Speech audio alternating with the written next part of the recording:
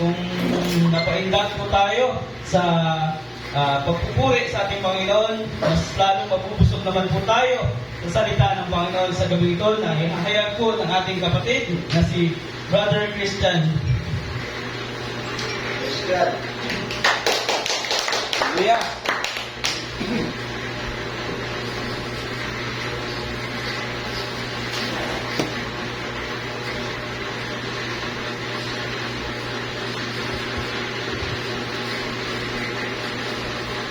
Tayo po ba ay ganda na para makinig sa salita natin, Panginoon?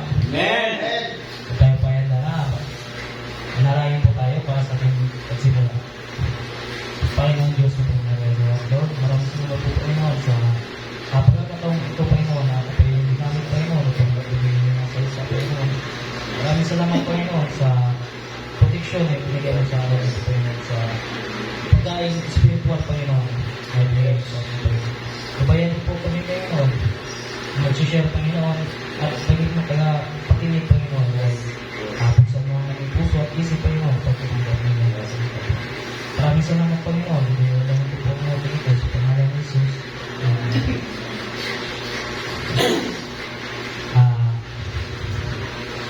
Ang isi-share ko po ngayon sa gabi ito ay ang kadakilaan po ng pag-ibig po ng ating Panginoon Diyos sa atin. Napakaigilan po ito, pero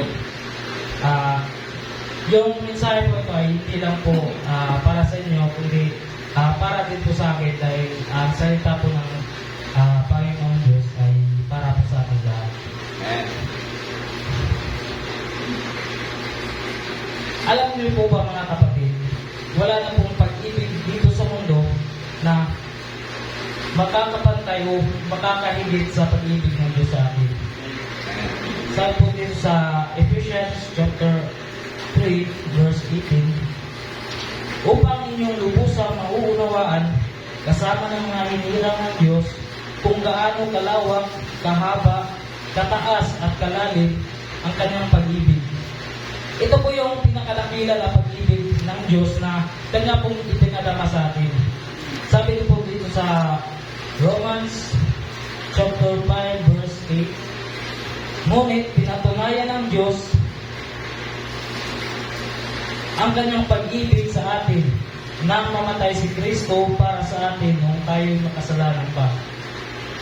Yun po, mga kapatid, na pinatunayan po ng Diyos ang kanyang pag-ibig sa atin dahil po tapat po ang Diyos sa atin at gusto niya po tayo maligtas mula sa ating pagkakasala. Ay nagsakripisyo po siya. Nag-sacrifice po ang ating Panginoong Hesus ng kanyang buhay para po sa atin. Kahit na po tayo ay makasalanan at wala pang ginagawang mabuti. Kasi ang kanyang pagmamahal ay mas malawak pa po kaysa ating mga pagkakasala po. Kaya sabi sa kanta na yung sa suktulang biyaya na mas malawak ang pagmamahal ng Diyos kaysa sa ating pagkakasala. Dito na po sa John 3:16, sapagkat gayon na lamang ang pag-ibig ng Diyos sa sangkatauhan, kaya ibinigay niya ang kanyang kaisa-isang anak upang ang sinumang sumasampalataya sa kanya ay hindi mapapahamak kundi magkaroon ng buhay na walang hanggan. Dahil sa pag-ibig ng ating Diyos ay ibinigay niya ang kanyang kaisa-isang anak na si Kristo na ating Panginoong Hesus po ang pinakamagandang regalo na ating natanggap po upang tayo po ay magkaroon po ng kaligtasan. Sabi niyo po dito sa John chapter 15 verse 13, ang pinakadakilang pag-ibig na maaaring taglayin ng sinuman para sa kanyang mga kaibigan ang ialay ang kanyang buhay para sa kanila. Makikita po natin dito na ang pinakadakilang pag-ibig na ang ialay ang kanyang buhay para sa atin, para sa kanila o para sa atin. At wala pong ibang nakakagawa nun kundi siya lang po ang ating Panginoong Hesus na inalay niya ang kanyang buhay para po sa ating lahat. Isinakripisyo niya po ang kanyang sarili dahil mahal niya po tayo. Kaya tayo din po ay dapat handa din po tayo na magsakripisyo po para sa ating Panginoong Diyos. Kahit na minsan po ay napapagod po tayo, nahihina tayo, patuloy lang po tayong lumapit sa ating Panginoong Diyos dahil siya po ang unang nagpapatunay ng kanyang pag-ibig sa atin at mapapatunayan po yun natin dahil sa pamamagitan po ng ating buhay. Sa ginawa niyo po sa ating buhay. Kaya wala po tayong dapat na ipagmalaki sa ating sarili dahil lahat ng kakayanan meron po tayo ay nanggagaling po sa ating Diyos. Ibig po yung mga buhay po natin, pwede niyang kunin po ang mga oras. Pero, praise God na nandito po tayo ngayon. May lakas po para magpatuloy sa...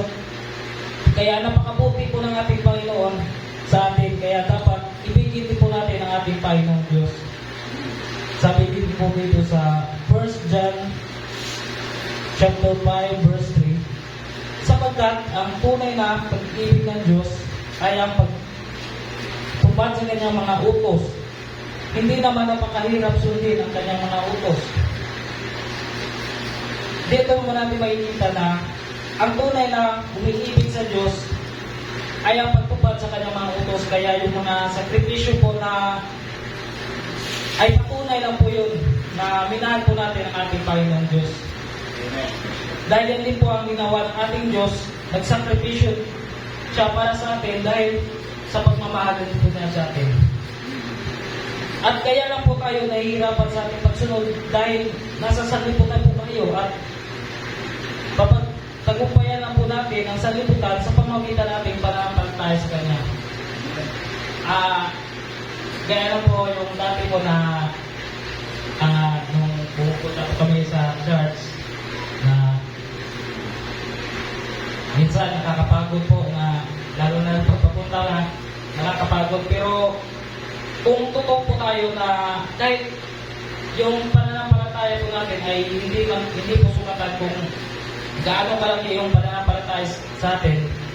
Dahil sabi nga po ng Diyos na yung pananampalataya kahit na kasi yung laki lang po ito ng buto ng ano ba yun? Mastasa ay malaki na po ang magagawa nito. Kaya kung totoo lang po natin ng pananampalataya sa ating Diyos, yung mga kabigatan po na nararamdaman po natin, yung mga panginita po natin, kung kapag totoo po tayo, ay pinapawi po yun ng Panginoong Diyos. Kaya minsan nang pupunta na kami dito, yung pagod na iisip po natin, nung papunta pa lang, nawawala po yun. Kaya tunay po na buhay po ang ating Diyos at totoo po siya sa kanyang mga salita po. Kapag nakikitaan po ng Diyos na nagsasakripisyo na po, ay hindi kanya po pabayaan. At yung kapag sumunod sa Kanya ay meron siyang nakahandang reward po para sa ating buhay. Dito po sa 1 John chapter 4 verse 11 to 12, mga minamahal, kung ganoon kadakila ang pag-ibig ng ating Diyos sa atin, dapat din tayong magmahalan. Kailan may wala pang taong nakakita sa Diyos. Ngunit kung tayo'y magmahalan, nasa atin ang Diyos at magiging ganap sa atin ang kanyang pag-ibig. Dahil minahal po tayo ng ating Diyos, dapat din po tayong mag-iibigan din po tayo. Paano po natin magagawa? Hindi po natin ito magagawa kung sa ating sarili kakayan lamang po tayo aasa. Dahil ang Panginoon po ay nasa atin at siya po ang magtuturo kung paano natin mahalin ang ating kapwa. Dahil gusto ng Diyos na ang kanyang iniibig ay umiibig din sa kanya at umiibig din sa kapwa. Kasi utos po ito ng ating Diyos. Sabi dito sa John 15 verse 12, ito ang aking utos, magmahalan kayo gaya ng pagmamahal ko sa inyo. Napakahirap kong isipin po natin na utusan po tayo na mahalin yung ating kapwa, lalo na po minsan yung may mga kapwa natin na hindi ka mahal, nakakainis minsan. Pero kung nauna na po natin ibigin ang ating Diyos at nauunawaan po natin ang kanyang ginawa para sa atin, mapapalitan po ng pusong mapagmahal sa kapwa ang dati nating puso dahil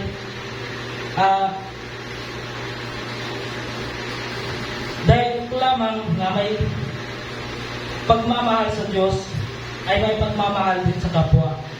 Ang tunay po ng pagmamahal sa Diyos ay may pagmamahal din po sa kapwa. 1 John chapter 3 verse 22 to 24, tinatanggap natin ang anumang ating hilingin sa Kanya dahil sinusunod natin ang Kanyang mga utos at ginagawa ang nakakalugod sa Kanya. Ito ang Kanyang utos. Sumampalataya tayo sa Kanyang anak na si Jesucristo at magmahalan tayo gaya ng inuutos ni Kristo sa atin. Ang sumusunod na sa mga utos ng Diyos ay mananatili sa Diyos at nananatili naman sa Kanya ang Diyos at nalalaman natin nananatili siya sa atin sa pamamagitan ng Espiritong ipinagkaloob niya sa atin. Yung pagsunod po sa atin yung pagsunod natin sa mga utos po ng Diyos at ang paggawa na nakakaloob sa Kanya ay matatanggap po natin ang ating kahilingan sa pamamagitan po ng ating pananampalataya sa Kanya na siya lamang ang daan, katotohanan at ang buhay. Na siya po ay naparito upang tayo pa ay iligtas sa ating mga pagkakasala. At kung magkaroon po tayo ng relasyon sa ating Panginoon, ay maghahari po ang pag-ibig at kabutihan sa ating buhay. Dahil hindi po pwede na may pagmamahal tayo sa Diyos pero wala tayong pag-ibig sa ating kapwa. Dahil tayo po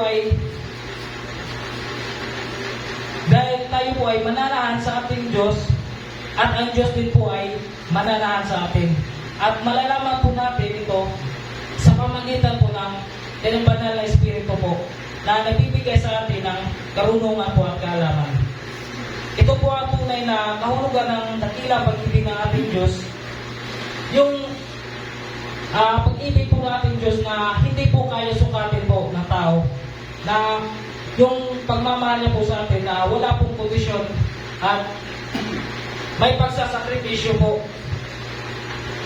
At sa Diyos lang po natin matatagpuan ang pinakadakilang pag-ibig po. Dahil ang Diyos po natin ay ang pag-ibig po. Ayun na po, sir.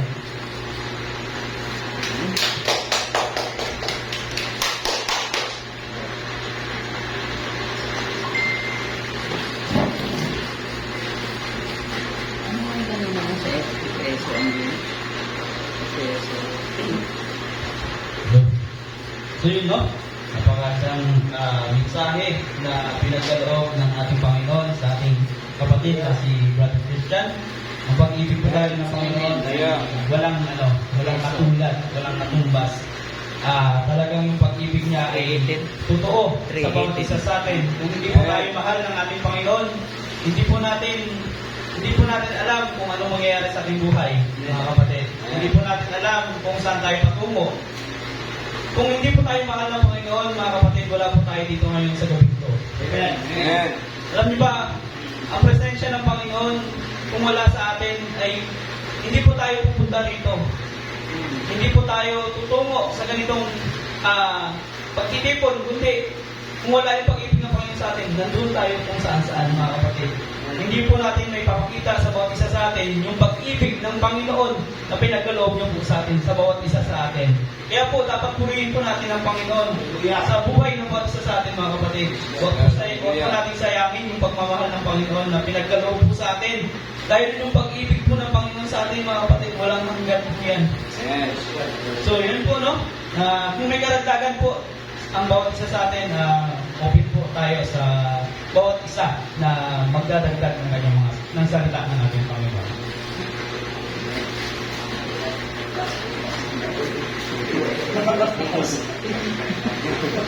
Wala po. Plano ko. So ayun nga, no, napakaganda ng revelasyon sa gabi dito. Kailangan sa buhay ni Brother Christian.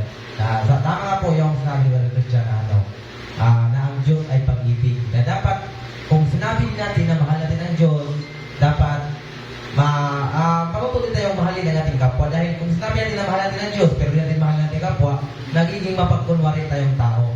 At hindi yun nakakalugod sa ating Panginoon. Kaya dapat, yung dapat na ikakalugod ng Panginoon, dapat kung mahalin natin ang Panginoon, mahalin natin ang ating kapwa, at ipakita natin sa ating kapaligiran kung gaano natin sila kamahal. Kahit tayo ay nilapastangan na, ipakita natin kamahal, mahal pa rin natin sila.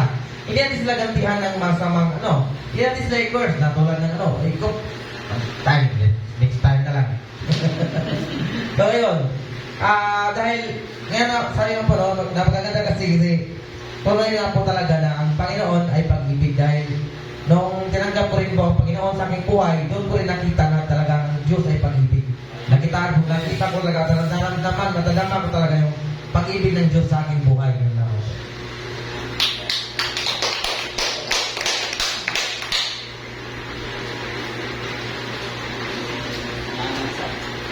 Magandang mensahe na na ibahagi ngayong gabi nito, no? Kaya ang pag-ibig nga na talagang makikita natin ay talagang nagmula sa Panginoon. Dahil ang Panginoon ang siyang umibig sa atin bago tayo ang umibig sa Kanya. Gaya nga sinabi ni Brother Jeff, no? Na wala tayo rito kung hindi talaga natin mahal ang Panginoon. Kung hindi, nandun tayo kung saan-saan. Kaya ang masasabi natin na ang pag-ibig ng Diyos ay hindi nalilimitahan. Kaya, di ba, kanina dito sa sinabi sa Efeso 3:18, upang inyong lubusang maunawaan kasama ng mga hinirang na Diyos kung gaano kalawak, kahaba, kataas at kalalim. No? So ngayon, walang sinabi kung anong sukat yan. So, ibig sabihin, limitless. No? Kaya, ganun kadakila talaga ang Panginoon, no? Yung pag-ibig niya talagang hindi natin kayang tumbasan. Na unlike ng pag-ibig kasi natin, ay limitado lang. No? Mahal natin yung iba sa pamilya, pero yung pinipili, hindi talaga lahat. Aminin man natin sa hindi, talagang napakahirap, no, na mahalin ang ating kapwa. Lalo na akong sabihin kong may atraso siya sa'yo, pero doon, makikita natin yung presensya ng Panginoon na doon tayo natututo, na nagkakaroon tayo ng malasakit. Kung iyaano talaga natin, talagang ang hirap, pero talagang kailangan natin pagsumikapan. Kasi, di ba, ay sabihin natin, hindi tayo 100% na talagang masasabi natin na lahat mahal natin ang ating kapwa. Aminin man natin sa hindi, meron pa rin tayong pinipili. Pero ang Diyos, wala siyang pinili. No? Kung ano ka man, di ba, kagaya ng nakaraan, yung binibigyan niya ng araw at ulan, yung masama at matuwid. No? Kaya doon, wala siyang inaano. Kaya, bilang isang nagmamahal sa Panginoon, yun, no? Talagang pagsumikapan natin na mahalin natin ang ating kapwa dahil doon tayo pag natutunan natin to, bagay makikita rin naman natin na ang presensya ng Panginoon siyang gagabay para talagang matutunan natin mahalin na gaya ko dati, sampul na lang, mareklamo ko lalo na sa trabaho. Ang dami ko nasasabi. Lalo na sa, siyempre, yung mga boss namin. Pero at the end, dahil andyan yung presensya ng Panginoon, siya yung nagtuturo na hindi mo kailangan magreklamo, hindi mo na kailangan yung magbubulong-bulong o yung mga sinasabing hindi maganda. No? Although may time na ano ko yun, pero may biglang kakabig na may nagpapaalala sa iyo na ang Diyos ay kasama mo, na nasa puso mo, kaya hindi mo kailangan magkaroon ng anumang bagay na ikakasama mo para sa kapwa mo. Kaya yun, inaano ko, Lord, patawad kung may nasasabi man ako sa dahil nga doon, may kita mo na unti-unti mong mababago yung sarili mo. O lalo na, kunwari, yung pagsagot-sagot, di ba? Lalo na yung bagay, yung bata tayo, talagang di maiwasan mo sa pagsagot-sagot. And then, marirealize mo habang lumalaki ka, doon na natututunan mo na kailangan mo rin galangin ang bawat kapwa mo. Na hindi mo kailangan pipintasan, ay pangit. O kaya nagkakaroon ka na rin ng pagpipigil. Dahil na kasi, mahirap na sa'yo naman mag-bounce yung mga bagay na sinasabi mo. Yan lang po.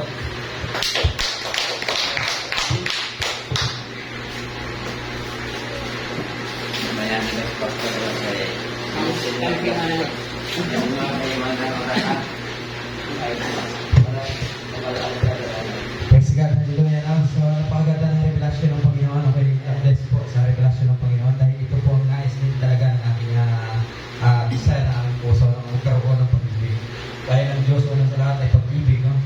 So, wala tayong karapatan na hindi mong ibig. Kung hindi ka umibig, ibig sabihin, wala kang Diyos. Kasi ang Diyos ay pag-ibig, tapos wala kang pag-ibig. Ganun na naman yun. So, napakaganda para sa akin, no? Para maano natin ang sitwasyon, no? Ang pag-ibig, una sa lahat, ay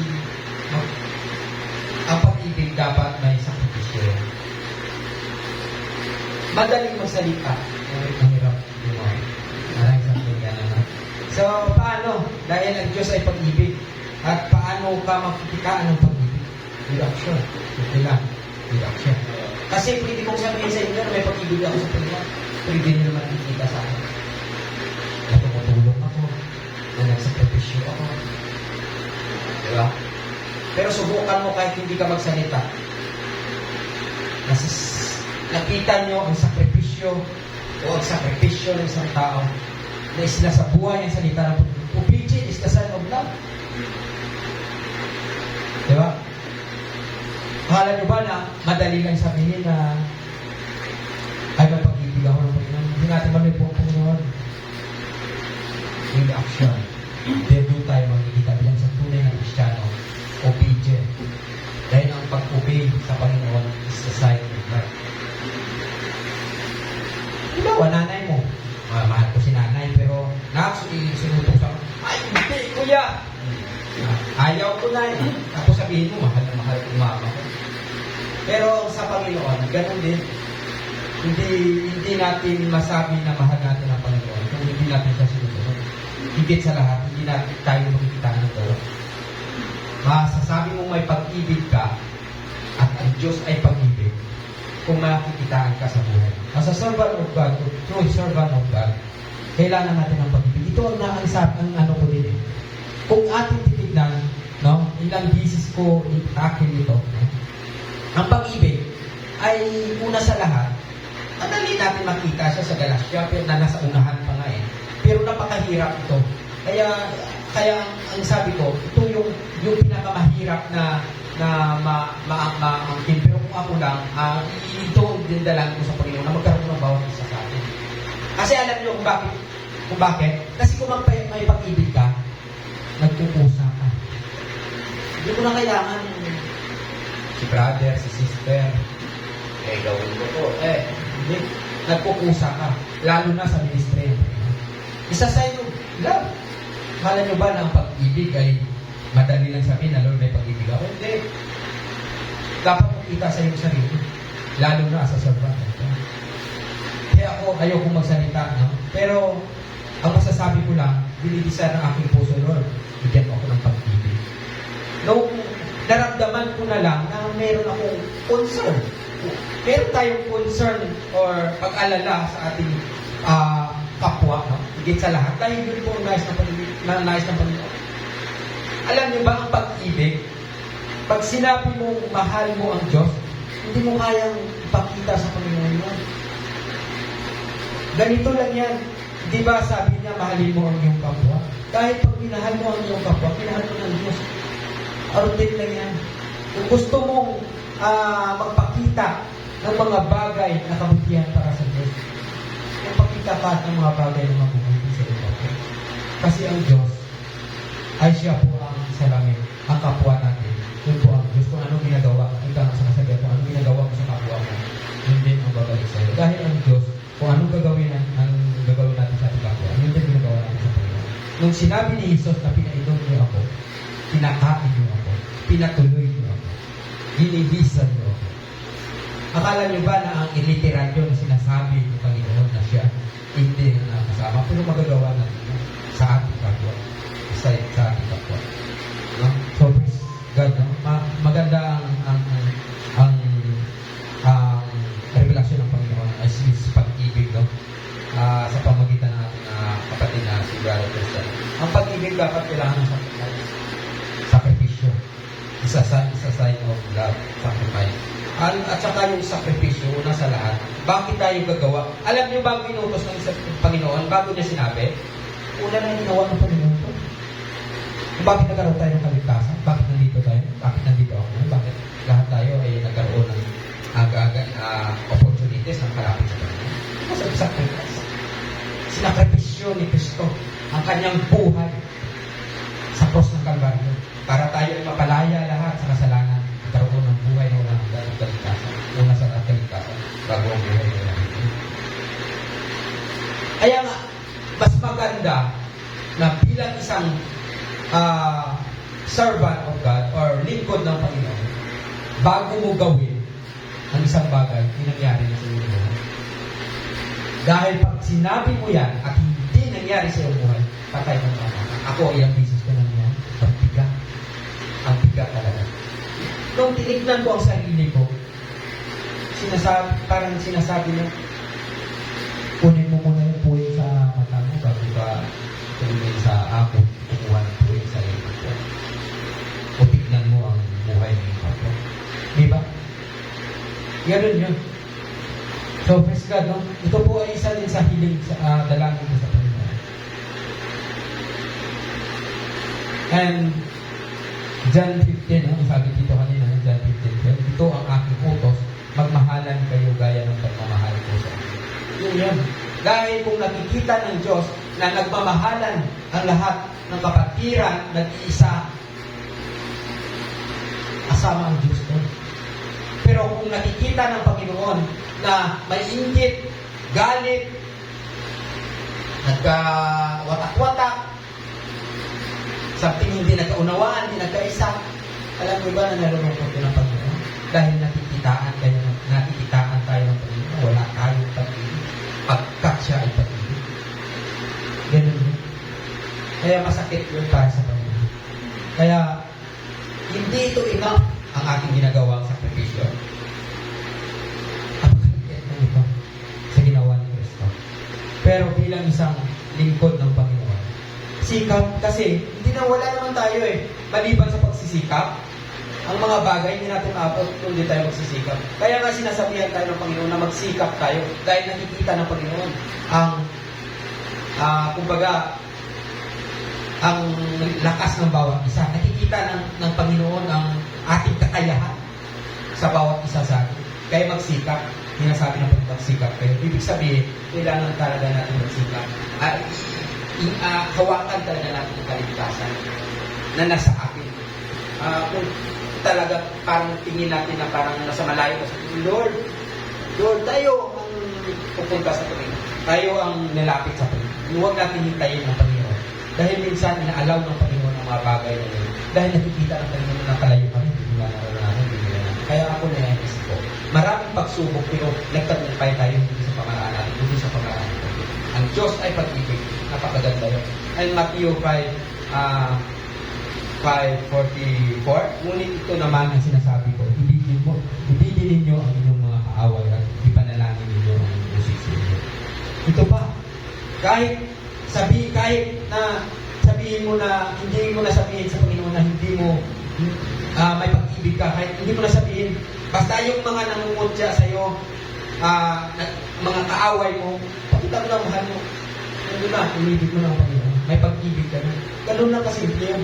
Hindi na inaaway ka, tapos inaaway mo rin, patay ng bata. Hindi pag-ibig ang tawag mo, kundi nagtagumpay ang gagawin.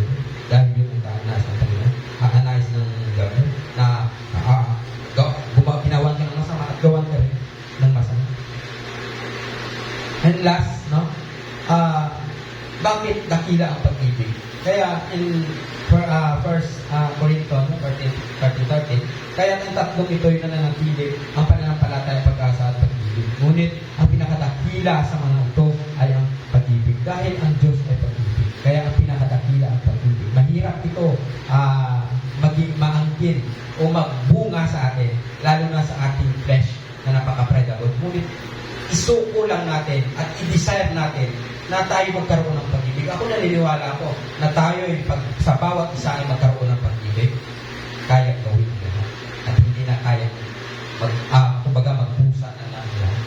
Hindi na magbilangan, hindi na kumbaga isa ka ng matured na Kristiyano, mayroon ka pag-ibig. Kaya encouragement, no? Na i-desire natin sa ating puso. Ilingin natin sa Panginoon. Magsikap tayo na magkaroon ng pag-ibig. Pag-ibig na meron sa ating Panginoon. Dahil ang Diyos ay pag-ibig. At pag may pag-ibig ka na at may Kristo sa iyong buhay, okay na lahat. Meron ka na lahat. Kahit sa paningin ng Diyos. Dahil ang Diyos ay Espiritu. Kaya dapat sabay sa Espiritu. Ibig kong sabihin, makikita man ng ibang tao na wala tayong mga material, ngunit tayo may Kristo, meron at lahat sa atin. Kasi alam nyo kung bakit? Ang material na bagay, kahit na lahat pa nandyan na yan sa iyo, mawawala yan. Mga temporal na bagay. Pero ang Kristo, pag meron tayong Diyos sa ating buhay, alam mo kung bakit? Meron na tayo. Dahil ang mga bagay na nasa Panginoon, mga incarnate things, ang pangwalang hanggan. Praise God. Hallelujah. Kaya ako, na-miss din ako simula kanina, no, na ang revelasyon ng Panginoon. At ito pa sa buhay ng ating kapatid na si Brother Christian. Ang pag-ibig. Encourage you, kapatid, na mag-i-decide natin, sikap tayo. Inihingi po ito. Ito ang dapat natin pagsikapan. Hindi yung mga material na bagay sa sanlibutan. Pira, magkaroon ako ng pira, magkaroon ako ng bahay, magkaroon ako ng coach. Hindi ganun. Ito ang pagsikapan natin ng mga spiritual na bagay, which is pag-ibig. Pag-ibig na galing sa Diyos. Dahil meron tayong pag-ibig, kaya natin maglingkod mag-isa. Hindi na natin kailangan, Pastor, Brad, bro, hindi na. Pag may pag-ibig ka, nagpupusa. Yun lang ang nais kong encourage nyo na magsikap tayo. Hiningin natin sa Panginoon. Akala nyo ba madaling magkaroon ng pag-ibig? No. Isa sa big challenge ko ito sa ating buhay. Nung humingi ako ng pag-ibig, alam nyo ba anong binigay ng Panginoon sa akin? Yung mga taong ang kaaway ko na naiinis ako.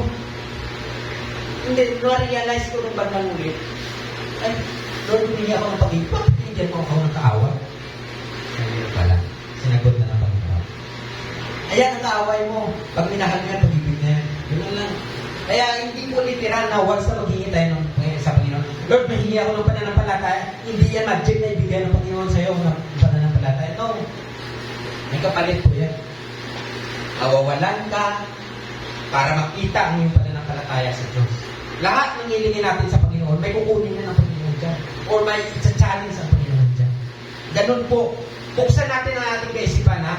Ang ating mindset bilang isang Kristiyano, ha? Kasi may mga mindset na close mindset na ay, humingi ako ng blessing. So, ang blessing material na hinihintay. Blessing material, blessing pira material, Kaya nung nakatanggap ng spiritual blessing, Lord, wala man ako natanggap na blessing. Ay, kaya nasa isip pala, natagyan na blessing, hindi din pala spiritual na blessing. Kaya yun, buksan natin ang ating isipan. Hindi ganun dapat. Maging wise tayo. Anak tayo ng Diyos. Yun po ang inireveal ng Panginoon sa akin. Dapat, pag humingi tayo ng isang bagay, may kukunin yan ang Panginoon sa ating buhay. Humingi tayo ng pananampalataya, pag-ibig. May hindi yan kusang na pag-ibig at pananampalataya ang bibigay sa akin. Minsan mawawalan tayo. Ngayon, bibigay ako ng kaaway. Okay. Thank you, Lord. Hallelujah. Salamat, Lord. At sa mga bagay sa buhay ko na nangyayari na mga